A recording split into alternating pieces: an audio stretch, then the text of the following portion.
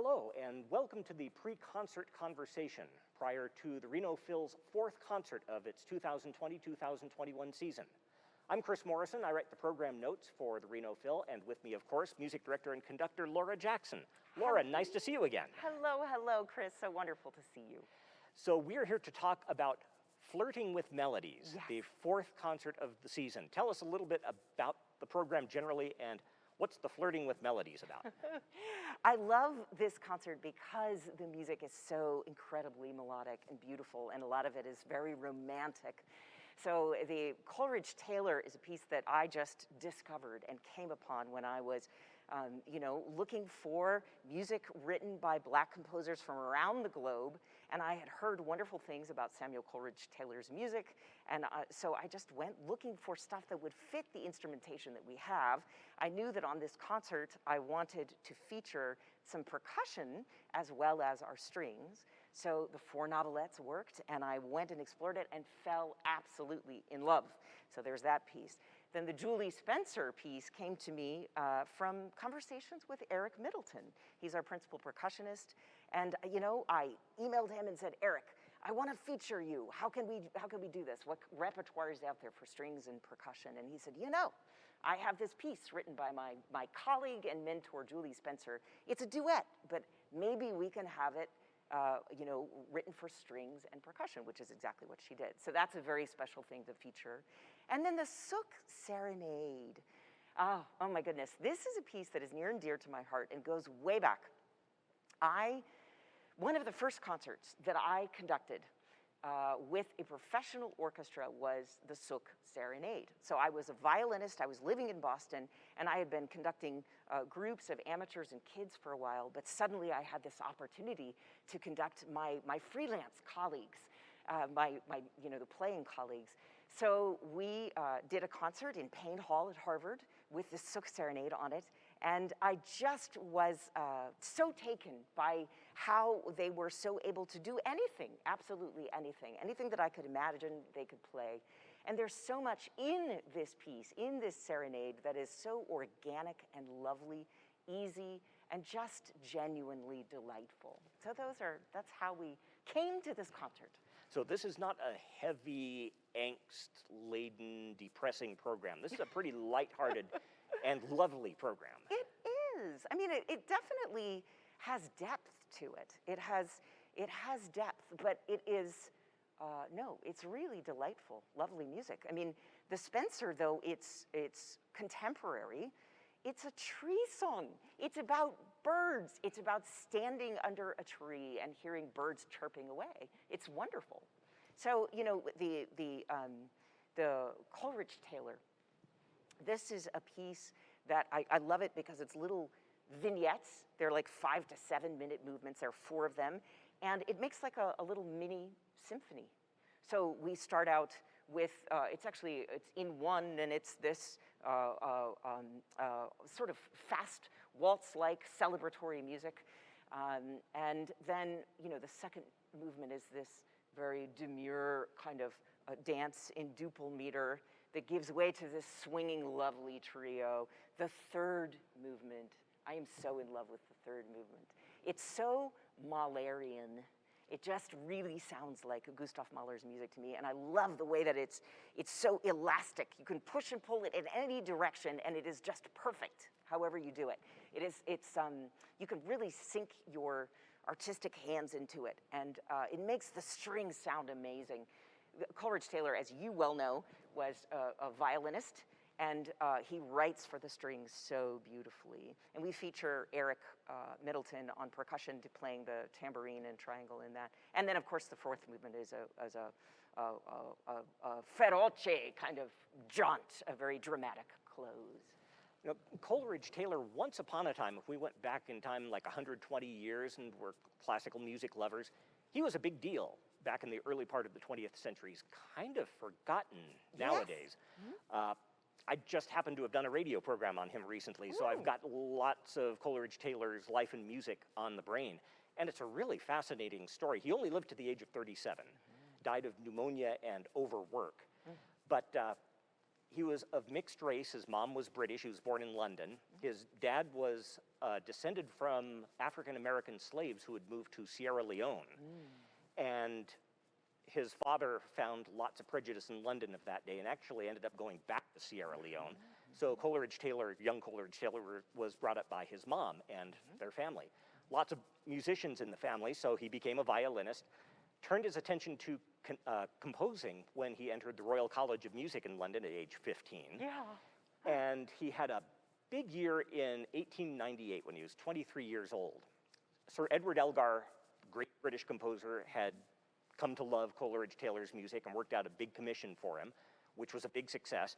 And then Coleridge Taylor had his biggest success of his career. He wrote a cantata based on a little portion of what was once a really popular poem, the Song of Hiawatha, Henry Wadsworth Longfellow. And so Coleridge Taylor wrote this cantata called Hiawatha's Wedding Feast, and it was a gargantuan success. For decades afterwards in England, the piece was performed every year. It made Coleridge Taylor's life. And so much so that in the United States, 3 years after that, an African-American chorus was formed in Washington, D.C. that called itself the Samuel Coleridge Taylor Society. And this society brought him to the United States in 1904 for a tour.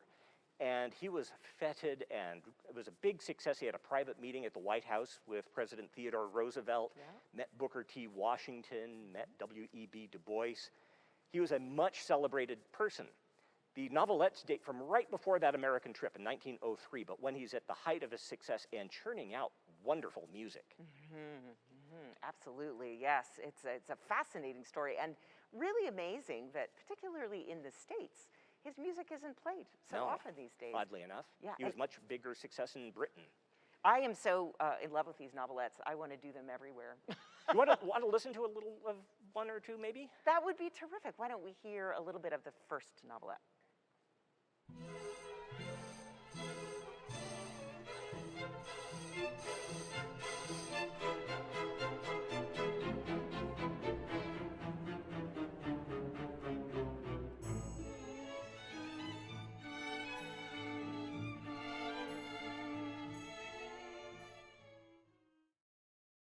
Music you can kind of love the first time you hear it. Absolutely. It's so tuneful and accessible and lively and wonderful. Yeah, you could actually walk out of the hall humming that after you heard that first movement. And then we also have a bit of the third novelette. Yes, which you'd mentioned, you hear Gustav Mahler a little bit, who was writing music at that very time, so Coleridge Taylor was probably aware of him. Yes, and you know what's interesting about this movement is that it's called a waltz. But it is so not one.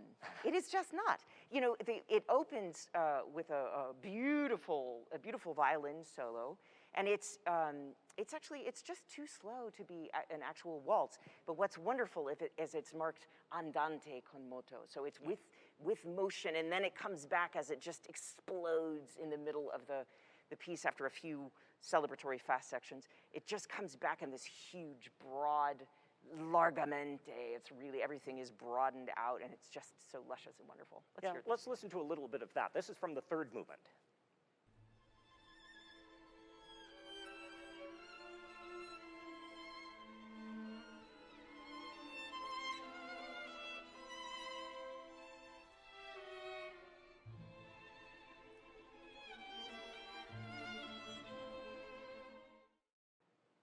Mentioned Coleridge Taylor was a violinist, so there's a very nice violin solo in this movement. I'm presuming Ruth Lenz will be our soloist. The fabulous, the one and only Ruth Lenz will be playing that solo. And, you know, it definitely has, when we talk about, you know, this being a light concert, that has a melancholy kind of edge to it, absolutely. And what's interesting is it sort of gives way to this very lighthearted music and then comes back to that melancholy again, and it just oscillates back and forth. So it's great that the Reno Phil is acknowledging Black History Month, which has been celebrated all through February, and this is right at the end of the month. So I'm glad that we're paying attention to a composer that deserves more attention than he has gotten in recent years. Yes, and I feel like I have benefited so much by learning about his music, and I'm hoping to do it in all months of the year in the future. Let's move on to the next piece, which is a world premiere, in a sense, of a piece It's a new arrangement of a piece that has been heard before, Tree Song by Julie Spencer. Tell us a little bit about that and how that comes to the Philharmonic stage. So as I mentioned at the beginning, Eric Middleton and I were in dialogue about how we could feature him in music with just strings and one or two percussion players, because as you see in this socially distanced setup, we're limited. We can't have 6 percussion or, you know, whole winds and brass and things like that.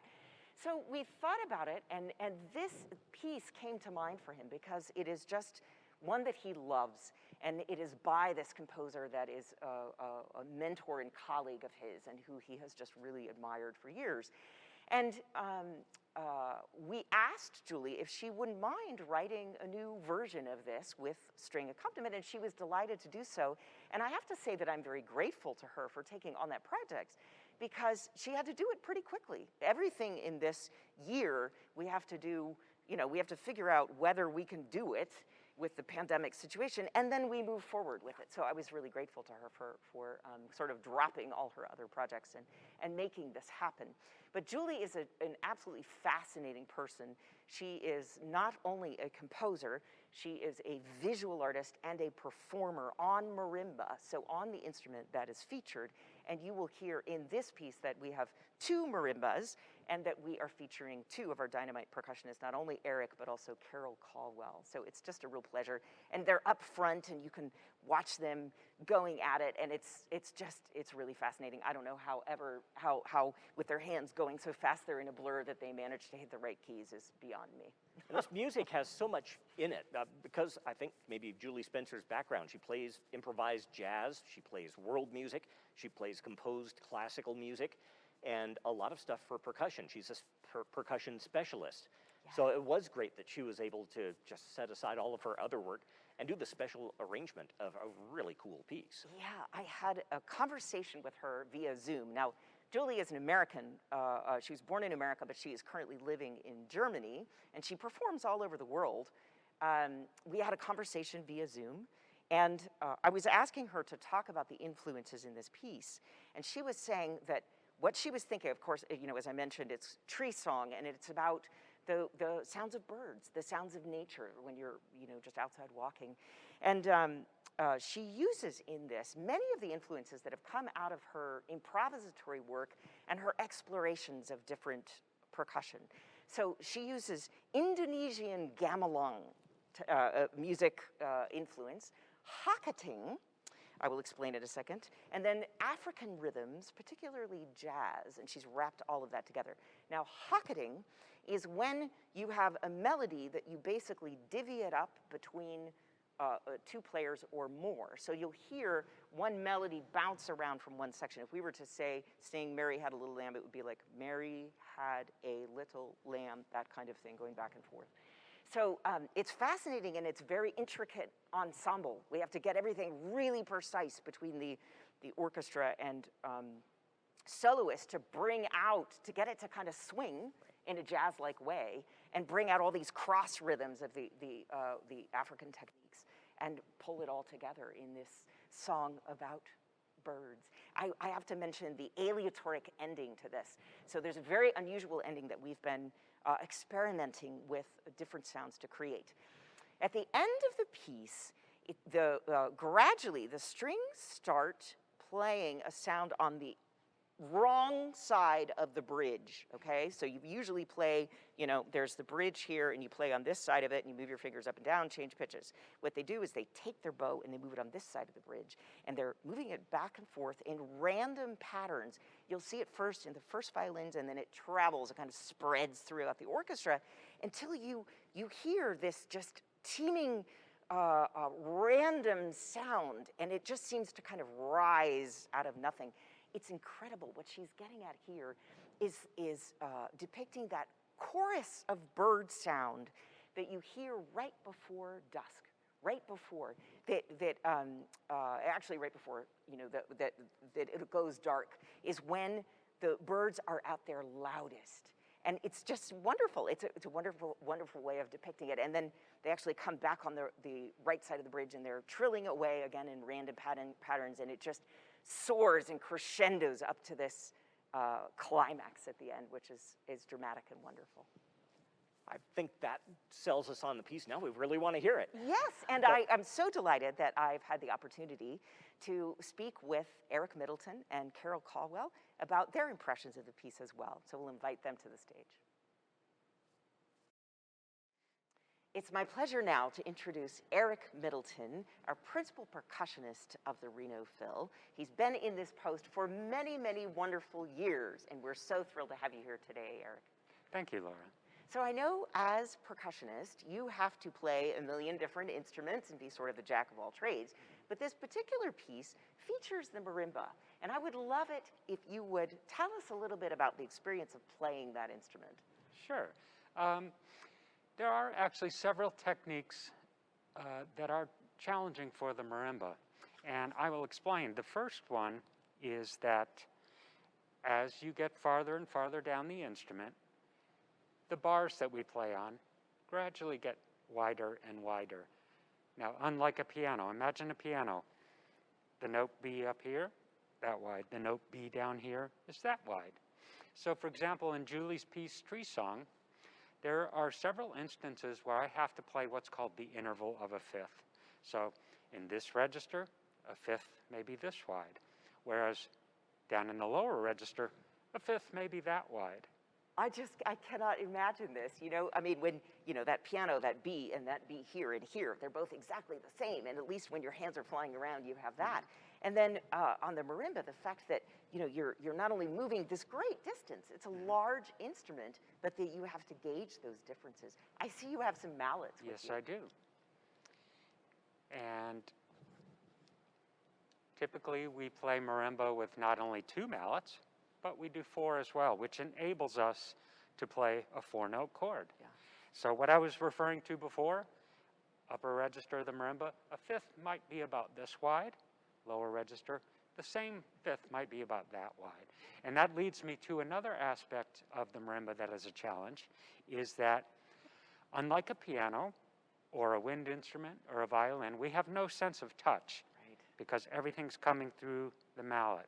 So what we rely on a lot is muscle memory. Yeah. I think that's a fib. I think it's about here. Muscle memory and peripheral vision. So as we are reading our music, we're also using our peripheral vision from side to side to make sure we get those correct notes. Now, you know, there's another thing that you're doing, Eric, that I find absolutely fascinating, and it's simply the page turns. So you are dealing with an iPad, and you have pedals down there. Correct. And you're in your socks, and you're trying to hit the right pedal to either, you know, go forward or I just can't even imagine. Yes. That sort of, it makes you almost like an organist, you know. A little bit, yes. It's challenging doing that, turning pages with the foot pedal. Yeah. And the reason I'm doing that is because I have the last 6 pages of my part. There is nowhere to turn the pages. Oh my goodness. And originally I considered using a page turner. Yeah. Decided Like a not to person. do that. And on recommendation from the Orchestral Percussion Facebook group, they said, go digital. So I have gone digital. So tell us about how you know Julie. We have you to thank for this piece. I first heard of Julie at the very first Percussive Arts Society convention I went to in Anaheim, California in 1985. Then I saw her again at the Percussive Arts Society convention in 1992 in Columbus, Ohio. And she did a performance / masterclass that I was so impressed with that I literally tracked her down in the hall afterwards and asked her if I could study with her, which I did for several years. And then we subsequently developed a friendship that has been maintained through the years. And I know that you would really, you know, seek her out for lessons and drive a long way and Correct. and you know, stay overnight and just you really cherished those lessons Yes. with her. You know, she seems to me when I've talked to her a very, very special spirit, a person who really cultivates the spirit of others. Correct. And the one thing that she wanted me to mention in this interview, above all else, is that, quote, she wants to be a light for love in the world. She wants to be a light for love. Doesn't that just say it all. Yes, it does. She is just a really incredible person, and it's so wonderful to be doing her piece. Tell us, just finally, what you love the most about Tree Song. Two things I love about Tree Song. First being, I love the interaction between my colleague Carol and I on the two marimbas. The piece was originally written for two marimbas. It's also been done for marimba and flute. So that's one aspect, the interplay between the two marimbas. But also, as we have been rehearsing the piece, I'm hearing that interaction between us as soloists and the orchestra, both playing complementary things, but also playing doubling things that we play. And as we've rehearsed from night to night, I'm able to listen more both to my own part and to what the orchestra is playing. Yeah. Well, I am just thrilled to be doing this new version and bringing it to life for the first time, to have this orchestral accompaniment now written to the piece. And can I mention how that came about? Sure. Well, Laura, you had mentioned if I knew of a piece that used percussion and strings or percussion and brass. So I jumped on my orchestral percussion Facebook group and posed that question and got very few responses. And I just happened to be, after that, doing Messenger with Julie and her husband, who live in Bingen, Germany. And I mentioned that. Do you know any pieces? And she said, oh, I can take Tree Song, and we can arrange that for orchestra. And there we have it. And there we have it. Thank you so much, Eric, for everything that you're doing this week and for bringing this wonderful piece to us. It's really a pleasure to feature you this week. Thank you, Laura. It is my great pleasure to be here today with Carol Colwell. She is our percussionist who is featured along with Eric Middleton in the Julie Spencer piece, Tree Song. Carol, welcome. Thank you. It's great to be here. It's great to be here. Wonderful, wonderful to have you here.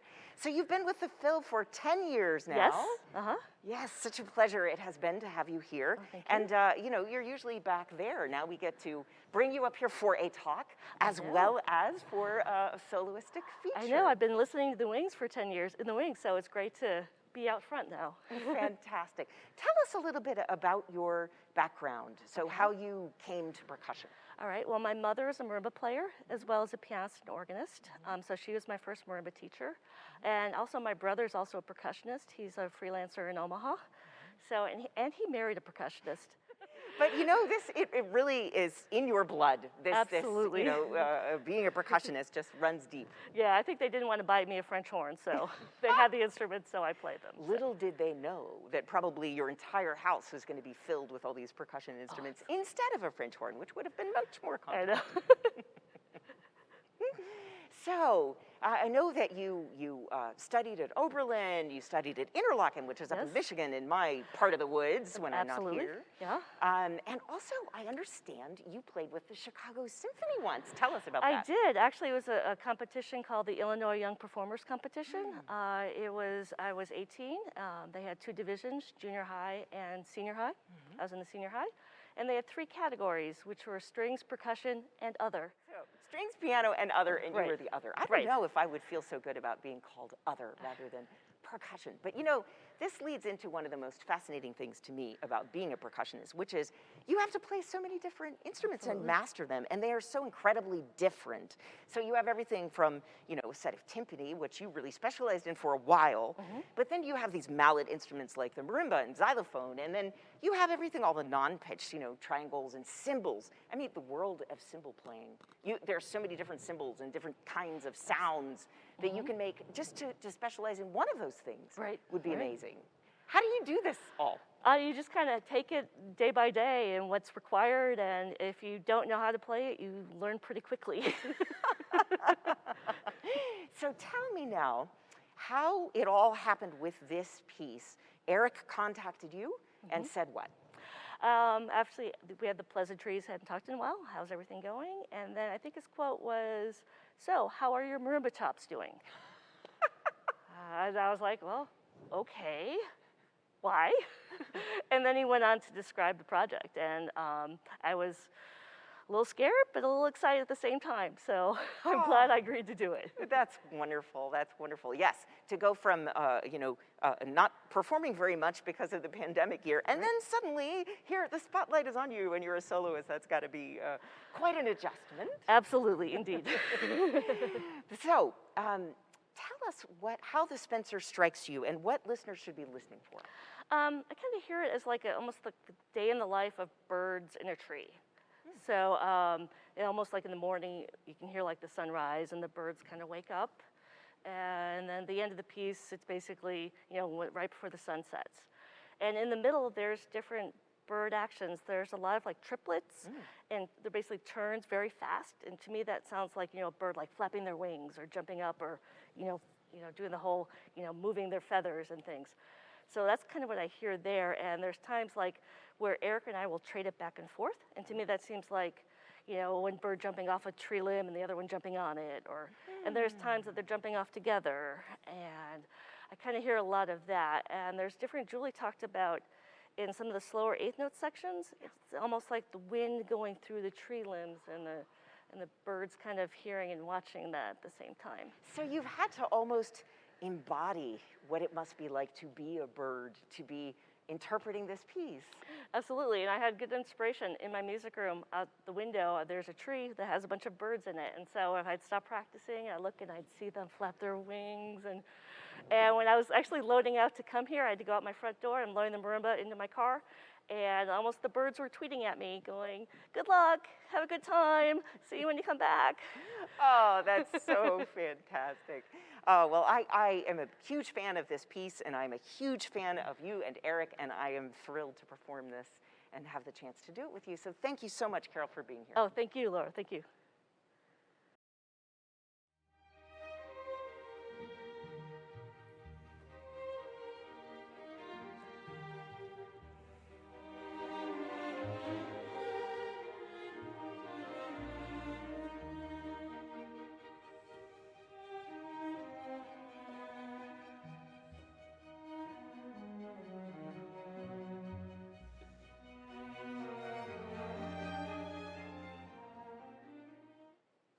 That's a little of the first movement of the Serenade for Strings by Josef Suk, the 18-year-old Josef Suk. He was a young man when he wrote this piece. And that's the third piece on this concert by the Reno Phil. You have a personal connection with Josef Suk, as you were mentioning earlier, having actually encountered his music early on. Yes, so this is one of the first pieces that I conducted with a professional orchestra, as I mentioned before. It was so fun to go back to the score because it has all these bowings in it. And I learned that piece with an instrument in my hands. And it was so different because then all I cared about was the first violin part. All I cared was the melody, basically. And I learned everything else from there. And now, so I ended up buying a new score and starting over and really learning it from the ground up and doing a lot at the piano, as well as taking my violin out and playing it. And it's been really interesting to bring who I am now to the piece, but yet be absorbing the organic way that a piece lives in your body when you have played it. There is no replacement for that. It's really a wonderful experience, actually, to conduct pieces that I used to play when I played in orchestras. So it's fun to come back to it. And it's not a piece that is done all that often, actually. No, oddly enough, considering how beautiful it is. It is, I agree. It always stands in the shadow of the Dvorak Serenade for strings, right? And Suk was a great admirer of Dvorak and actually married Dvorak's daughter. That's right. Yeah. Yeah. For those who don't know much about Josef Suk, he was born the year before Coleridge Taylor, as a matter of fact, 1874, lived to 1935.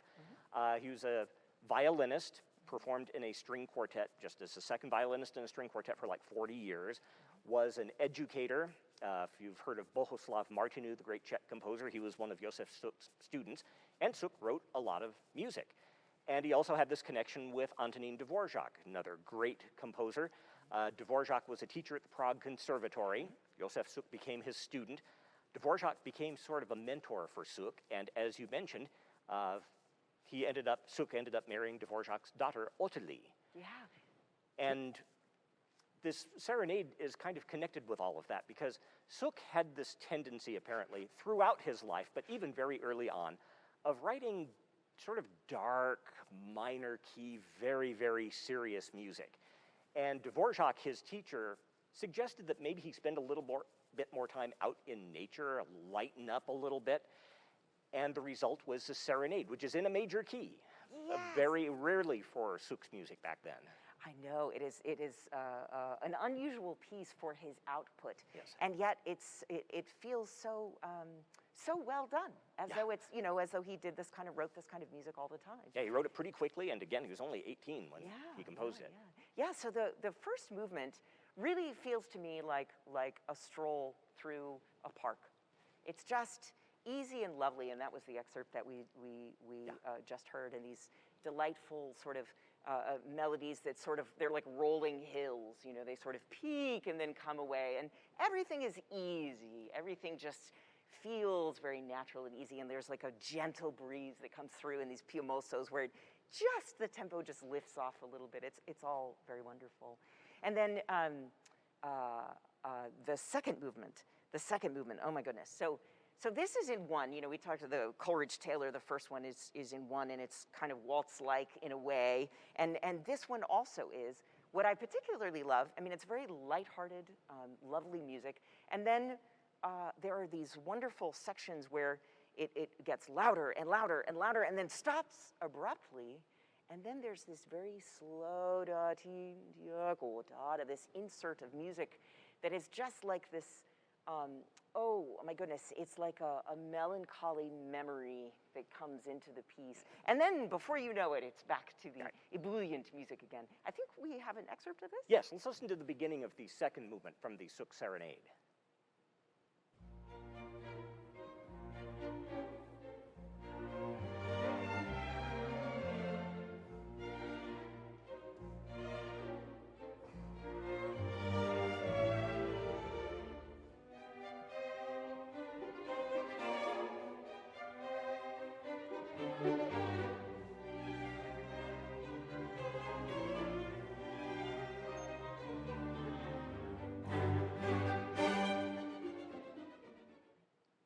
You were mentioning before we came on that you hear a little bit of the Dvorak Slavonic dances in this music. I do, absolutely. I think it's those juxtapositions of tempos sometimes, the stop and then something different, and then you jump right back. Yeah. That sectional kind of nature reminds me of it. And there's just so much, you can hear the way in which Suk really adored Dvorak in his writing. Sure. But he is his own person and his own artist, without question. The third movement of the Suk Serenade starts with a beautiful cello solo, and this features Peter Lenz. And it is, again, I don't know if it's necessarily melancholy. It's just a lovely, slow, gentle, gentle music. But the movement overall is actually quite dramatic, and that is perhaps the most serious moment of the Serenade is this third movement. But it has great intensity and passion in it that is very, very beautiful. And there's something about the ending of this movement, and again, the word reminiscent comes to mind. I mentioned reminiscence about those little menemosos in the second movement. And it comes back again. There's something nostalgic about this piece in certain sections where it'll sound distant and often in the ether, and as though a memory is floating back. So we evoke that kind of music at the end of the third movement. And then the fourth movement is just a rousing jaunt with these sort of yipping, like grace note themes that just, burst forth. And then, this very simple, the main theme of the last movement is just a rising scale. Can't get more simple than that. And you hear the second violins, and it's passed around to the first habit violas, and then the cellos and basses get the big climax of the whole first section. So it's great fun. It's very intense, fitting all the little machine-like parts together because the rhythmic energy is always pulsing and and then these expansive melodies, you have to put them on top of that, but keep them taut. Keep them disciplined in this rhythmic characterization, which is challenging but really, really exhilarating when it works. Yeah. So overall, it's just a delightful piece of music. I think that it's fun for the orchestra to play because it gives every section in the orchestra something really important to do. And I hope everyone will love it. Yep, Suk, like Coleridge Taylor, was a violinist himself, so he knew his string instrument and what to do and how to make it fun and interesting. Yes, absolutely. Any closing thoughts about this concert? No, just it's, you know, I hope that it will be music that will warm your heart and bring a smile to your face. Thank you very much, Laura, and thanks to all of you for listening. Hope you enjoyed the music. Thanks very much.